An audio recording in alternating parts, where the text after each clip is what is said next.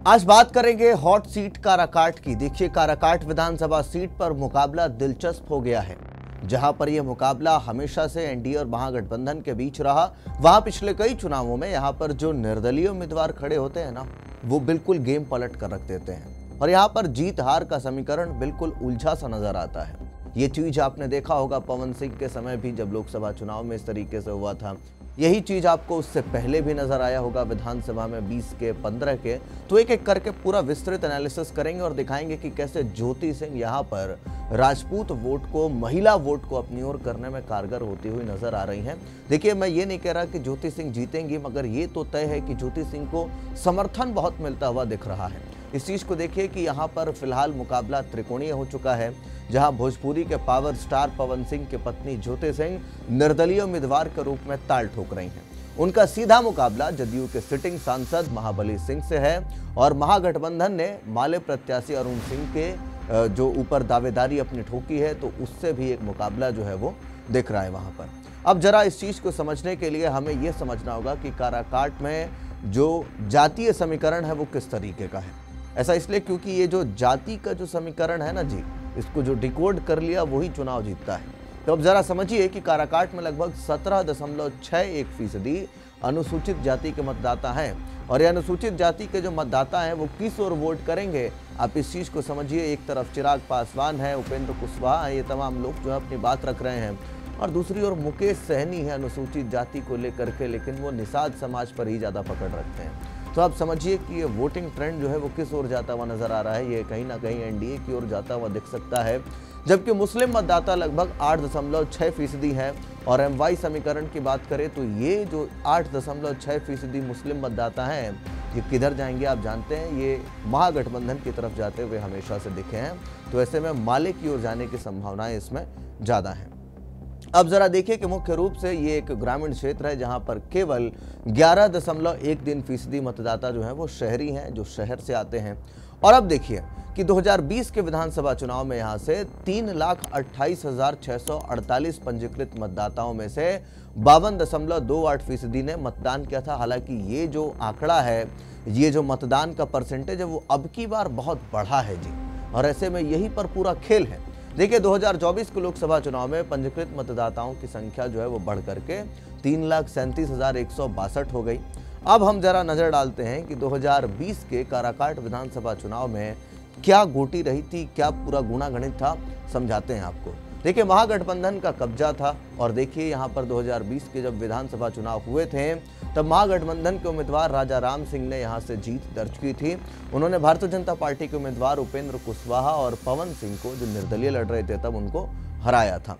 यह चुनाव इस लिहाज से भी अहम था क्योंकि महागठबंधन की ओर से यह सीट एक महत्वपूर्ण मोर्चा साबित हुई थी।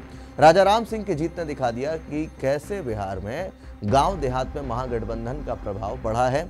इस जीत ने यह भी साबित किया कि बिहार में जातिवाद और क्षेत्रीय समीकरण हमेशा चुनावी परिणाम पर असर डालते हैं। अब इस चीज को देखिए कि यहाँ से अगर कोई एक भी खड़ा होता ना, अगर सिर्फ पवन सिंह खड़े होते या सिर्फ उपेंद्र कुशवाहा खड़े होते तो उनके निकलने के चांसेस थे, मगर ये दोनों ही, क्योंकि वहां पर जो कुशवाहा वोट बैंक है और वहां जो राजपूत वोट बैंक है ना, ये दोनों ही मिल करके जब एक साथ आते हैं तभी वहां से कोई चुनाव जीत सकता है। तो इस चीज को देखिए कि किस तरीके से वहां पर राजपूत का वोट बैंक पवन सिंह ने काट दिया और कुशवाहा का वोट बैंक इधर उपेंद्र कुशवाहा ने काट दिया, और इसी वजह से राजा राम सिंह निकल गए वहां से।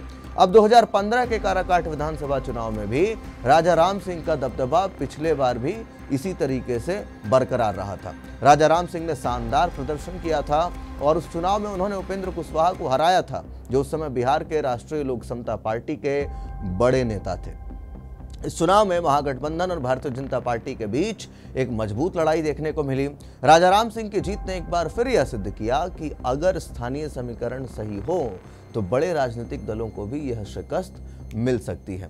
लेकिन मैंने आपको बताया ना कि किस तरीके से वहां पर जो वोट है, वो जो उपेंद्र कुशवाहा जो है वो कुशवाहा समुदाय का वोट बैंक काट देते हैं, पवन सिंह जो है वो राजपूतों का वोट बैंक काट देते हैं, और इस वजह से पूरा गुणा गणित जो है वो बिगड़ जाता है। और शायद यही वजह है कि अब की बार महाबली सिंह उतरे हैं कि वो राजपूतों का वोट बैंक अपनी ओर साधेंगे और उपेंद्र कुशवाहा को राज्यसभा भेजा गया है ताकि वो वहां से कुशवाहा वोट बैंक को देंगे और इस वजह से यहां से महाबली सिंह के निकलने की संभावनाएं बड़ी ज्यादा हैं।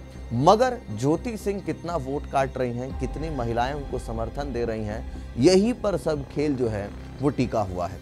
अब देखिए 2010 के अगर काराकाट विधानसभा चुनाव की बात करें तो उपेंद्र कुशवाहा की वापसी 2010 के विधानसभा चुनाव में हुई थी और ये जो उपेंद्र कुशवाहा की काराकाट सीट पर वापसी हुई थी उस समय उन्होंने राजा राम सिंह को हराया था और इस चुनाव ने बिहार की राजनीति को एक नया मोड़ दिया था, जब कुशवाहा ने अपनी पार्टी के साथ न सिर्फ अपनी सीट बचाई थी बल्कि भाजपा के साथ अपने गठबंधन का फायदा भी उठाया था। और उस समय उपेंद्र कुशवाहा का करियर जो है जब 2010 में उन्होंने नई पार्टी बनाई थी तो लग रहा था कि हाशिए पर चला गया है, मगर जब उपेंद्र कुशवाहा वहां से जीत करके आते हैं उसके बाद दमखम दिखाते हैं तो फिर भारतीय जनता पार्टी उनको अपने पाले में लेती है और कुशवाहा समुदाय को साधने की कोशिश करती है और तब से वहां के कुशवाहा समुदाय ने वोट देकर के उपेंद्र कुशवाहा को अपनी जो जाति की जो दल है, जो राष्ट्रीय लोक समता पार्टी है, उसको स्थापित किया था। और इस चुनाव ने यह दर्शाया कि सीट पर तीसरे दल का समर्थन बहुत निर्णायक साबित हो सकता है। उपेंद्र कुशवाहा की जीत ने यह सिद्ध किया कि बिहार में हर चुनावी लड़ाई में तीसरे दल की भूमिका महत्वपूर्ण हो सकती है। तो इस तरीके की पूरा गुणागणित जो है वो मैंने आपको समझाने की कोशिश की है। यहाँ से राजपूत और महिला समाज का कितना वोट बैंक ज्योति सिंह काटती हैं, इसी के ऊपर पूरी लड़ाई जो है वो टिकी हुई है। यहाँ से कौन चुनाव जीतेगा आपको कल जरूर पता लग जाएगा, क्योंकि कल ही चुनावी जो नतीजे हैं वो आने हैं। जादुई डिब्बा खुलेगा ईवीएम का और फिर उसके बाद कौन जीतता है कौन हारता है उसका कल फैसला होगा। मगर अभी तो ये सीट एनडीए के पक्ष में जाती हुई नजर आ रही है, अगर ज्योति सिंह बहुत ज़्यादा नुकसान नहीं करती हैं तो। और अगर ज्योति सिंह ने नुकसान कर दिया बहुत बड़ा तो फिर यहाँ पर जो महागठबंधन की पकड़ है वही दिखती हुई नजर आएगी। बाकी आप क्या कुछ सोचते हैं कमेंट बॉक्स में अपनी राय जरूर दें। तब तक के लिए दीजिए इजाजत, धन्यवाद।